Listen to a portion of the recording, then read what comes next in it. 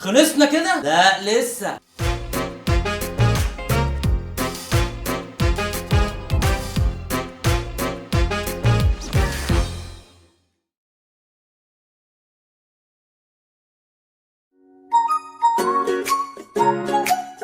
السلام عليكم ورحمة الله وبركاته. اللحمة لما تبقى طبق رئيسي وأولنا إيه؟ الفتة واللحمة، كباب حلة.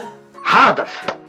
كفتة لحمة بالصوص الأبيض، كفتة داوود باشا، كفتة بصوص الدمجلاس، لحمة مفرومة بالبصل. شوف التفاهة، لحمة مفرومة بالبصل عادي أهي عصاج وبتاع. بسيطة. بفتيك. وايه لازمة البفتيك؟ الطيور، الوز محمر بقى في الفرن على الفحم. صينية بط والبفتيك، لازم البفتيك عشان محدش يقول حاجة. بس تخيلي بقى لو عملت جنبها شويه مكرونه، هيبقى الطبق كده المكرونه وطبق اللحمه المفرومه، والواد يروح جاي عامل كده. الله يا ماما.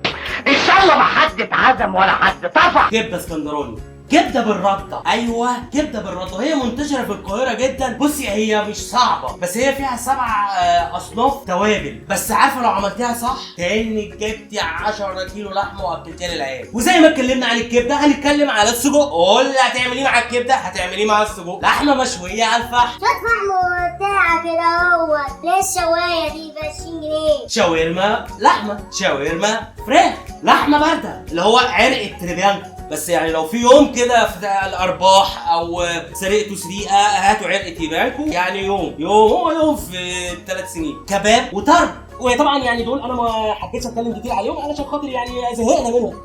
فايش يعني احنا مش هنجيبه ده. كفته مقليه، كفته رز، حته لحمه موزه هتاكل 4 تنفار. ايوه كوبيبه، كبسه، الكوارع، عكاوي، اللي هو حته الديل الاخيره اللي هي في العجل دي.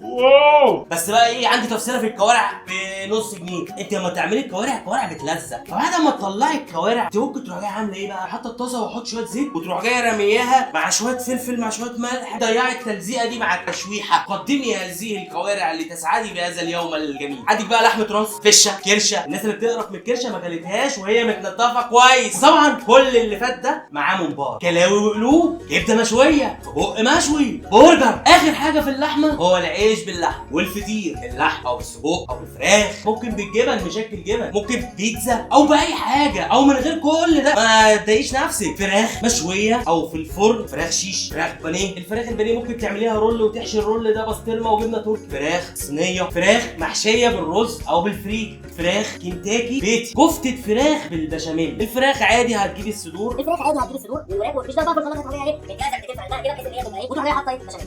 معلش بقى انا عشان ما اطولش الفيديو مش كل حاجه هقولها هقول بقى ملحوظات. تمام. حمام مشوي او محشي، سمان مشوي او محشي. خلصنا كده؟ لا لسه. السمك